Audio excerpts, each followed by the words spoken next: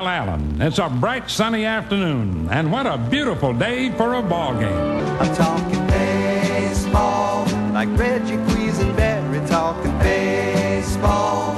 Carew and Gaylord Perry, Seaver, Garvey, Schmidt, and Vida Blue. If Cooperstown is calling, it's no fluke. They'll be with Willie, Mickey, and the Duke.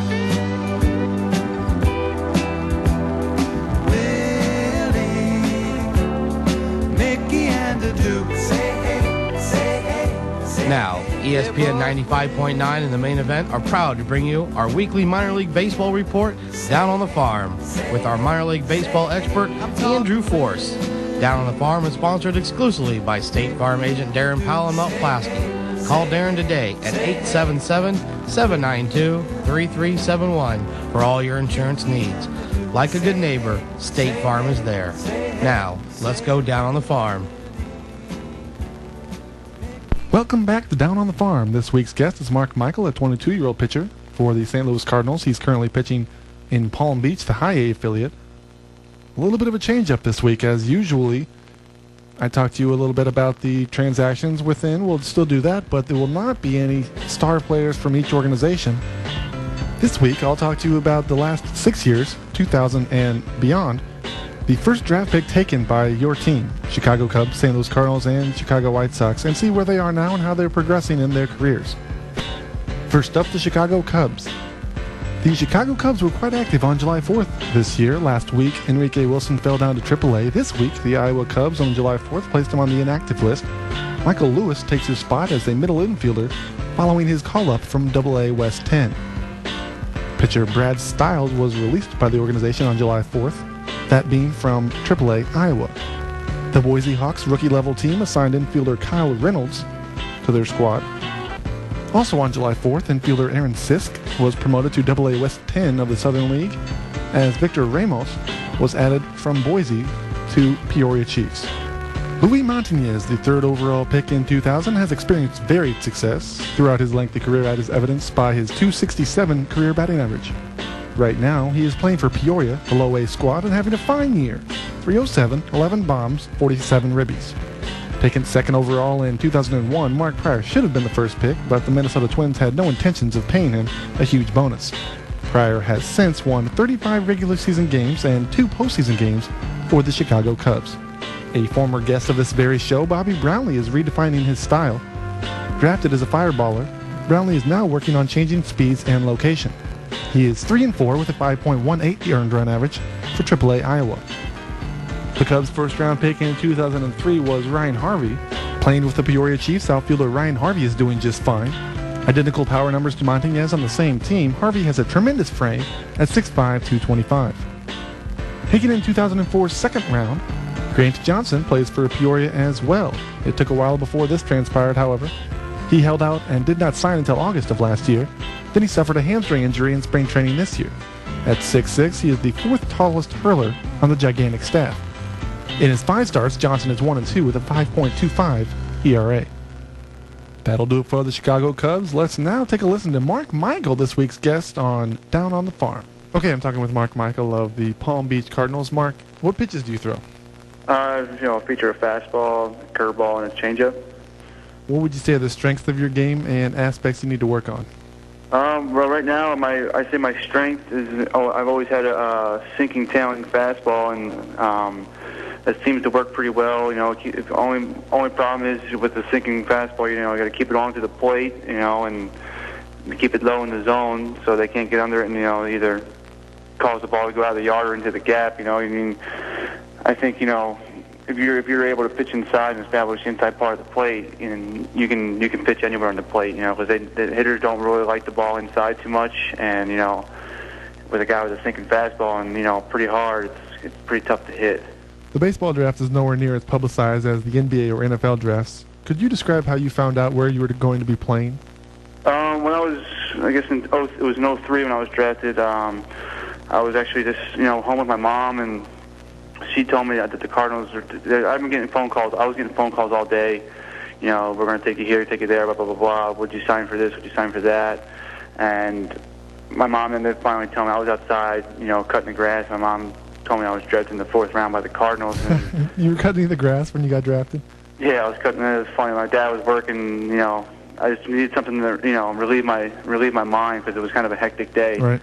And so I was outside cutting the grass, and next thing you know, my mom was yelling. They drafted me in the 4th round, and the scout Tommy Shields, he called me and told me they drafted me, and he pretty much told me I was heading to New Jersey. So. Now, Tommy Shields was your manager in New Jersey, right? Yeah, he was actually. Now, I don't think he's the manager now. I think Mark DeJohn, I think, is the manager there. So I think they're just making Tommy just concentrate on scouting, so which is pretty good. Did you feel energized, ready to get to work, or relieved to be getting the chance for something you worked so hard for? Yeah, that's what everyone works for, and just to get the opportunity to play at a higher level and get paid for. Is just something you've always dreamed about. You obviously, I'm not the type of guy that likes 9-to-5 jobs. I never really had one, so I don't know what it would be like. So I'm always been playing baseball, so it'd be kind of weird if I wasn't playing it. So it feels good, that you can actually pursue a career out of it. Okay, you have the ideal pitching frame, 6'4", 215, somewhere in there, but you have had shoulder troubles in the past. What would you say has been the problem? Just mechanics. Believe it or not, like the way you pitch, it has a lot of bearing on your arm. Obviously, the pitching motion is not the best thing for an arm. It's very violent, right. But I've been running into some mechanical problems, and I'm just trying to get those things consistent where I can feel I have a grasp on it, and it feels pain-free, and it feels effortless when I'm throwing. So that's just, I think I have that now. It's being hurt, and you start to realize what you need to do to stay healthy. So once I get back off the DL, I'll be able to get those mechanics down and continue hopefully.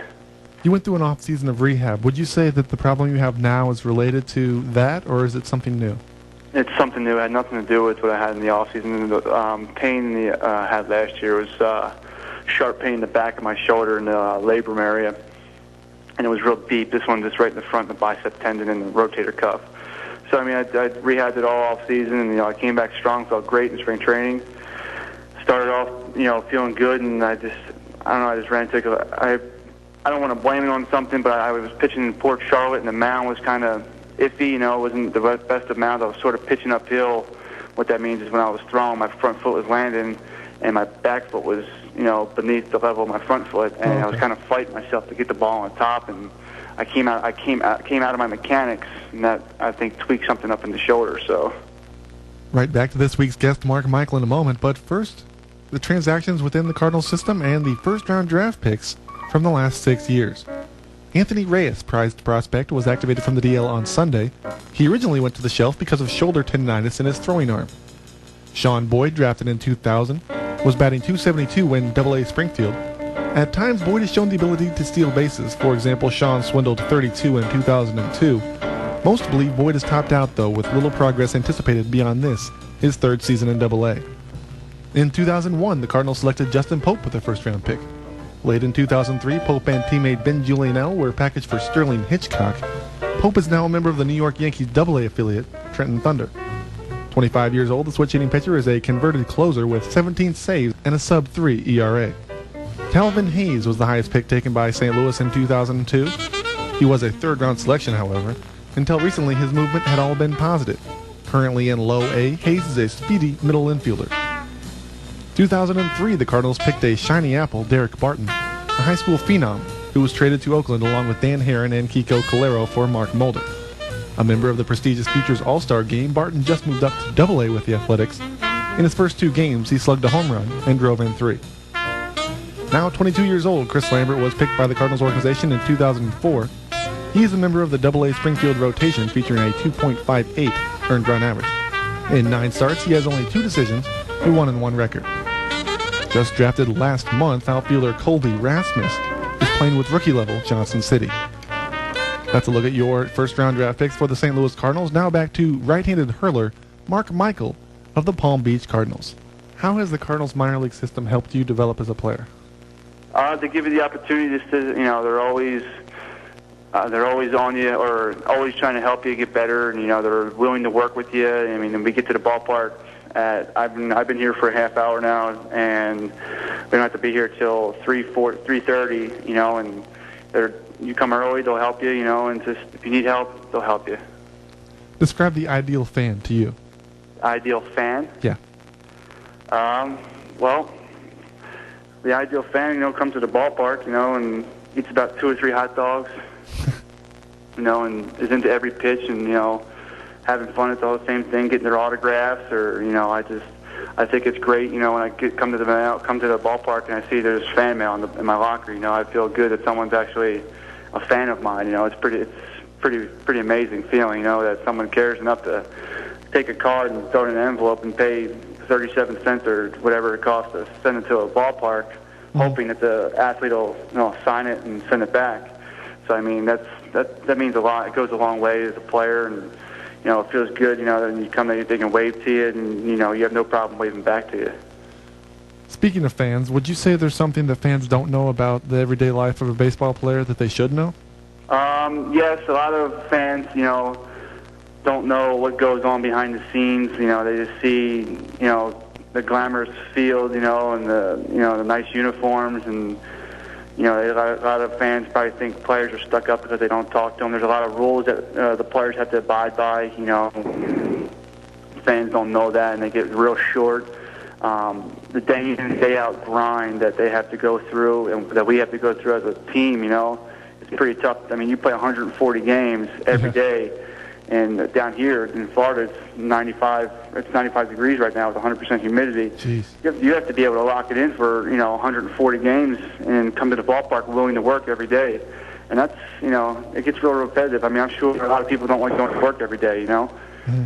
So it's the same thing as that, and, you know, just, I don't know, it's just, you know, it's a tough grind, and, you know, it's a tough profession because, you know, it could be 2 years to make it to the big leagues and make the big bucks, or it could be 10 years.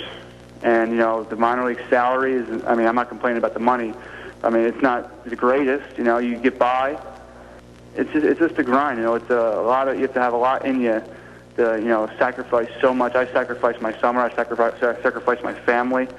You know, I see my family about 3 weeks ago when I went home for the All-Star break, but I probably won't see them anymore till September when I go home. You know, that means a lot to me.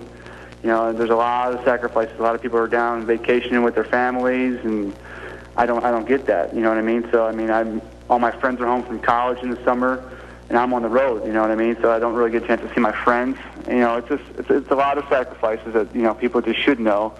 And you know, but it's fun though. It's a very challenging, and if you like to challenge yourself, it's a very good profession to be in. Not until AA do pitchers hit for themselves. So if I remember right, you swung a pretty mighty bat in high school and early college. Any chance you might get some pinch hitting appearances for Palm Beach this year? Probably not, because I've been on the DL, and I know they've always.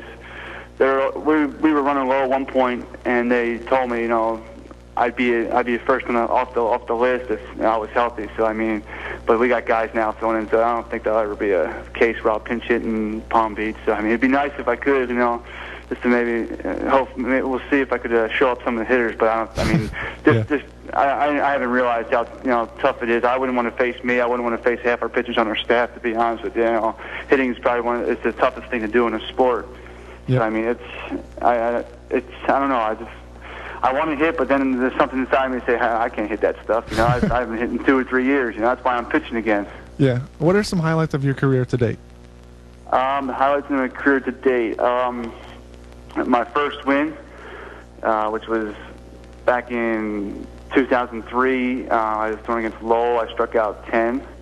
That was a pretty good feeling, and that was, you know, obviously your first professional start or first professional appearance. My parents were there, and that made it even more special. You know, my parents drove 7 hours to watch me throw 1 inning out of the bullpen because we got a lot of rain delays my first year. So. Just for them to, you know, see that, you know, made it feel special to them, and, you know, see their son succeed, which is, you know, always a good thing, good feeling for me. Last year, you know, being able to pitch, and I threw a complete game, which is pretty cool, and, you know, so I mean, it's just being out here is a highlight of my career. All right, thanks a lot, and I look forward to you getting back out there on the field and showing what you can do the remainder of the season and throughout your career. All right, I appreciate it very much. Many thanks to Mark Michael, the right-handed pitcher for the Palm Beach Cardinals. It's now time to take a look at the Chicago White Sox transactions and their first-round draft picks from the last 6 years. On the 5th of July, the White Sox recalled Bobby Jenks, the right-handed pitcher from AA Charlotte. In the same move, they optioned right-handed pitcher Brandon McCarthy to AAA Charlotte, as he is not expected to have any more starts with the parent club before the All-Star game. Joe Borcher, the White Sox first-round pick in 2000, is now in AAA as a result of a logjam in the Sox outfield. In his 286th career Major League at-bats, Borchard is hitting a paltry 182. He has an unacceptably high strikeout total, along with 15 homers for the Charlotte Knights this season. In 2001, the Chicago team chose Chris Honnell in the first round, currently starting for the Birmingham Barons. The big righty is 1-5 with a bulbous 6+ ERA. The 2002 draft pick was Roger Ring. His full name is Royce Roger Ring, so now he goes by Royce. He went to the New York Mets back in 2003 along with 2 other minor leaguers for Roberto Alomar. Royce made his Major League debut this year as he has now pitched in 14 games.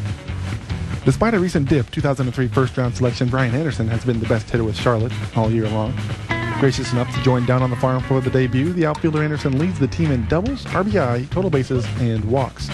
Josh Fields out of Stillwater, Oklahoma was the Sox 2004 pick. You heard him on Down on the Farm a couple of weeks ago. Fields is up to AA, playing alongside Honnell for the Barons.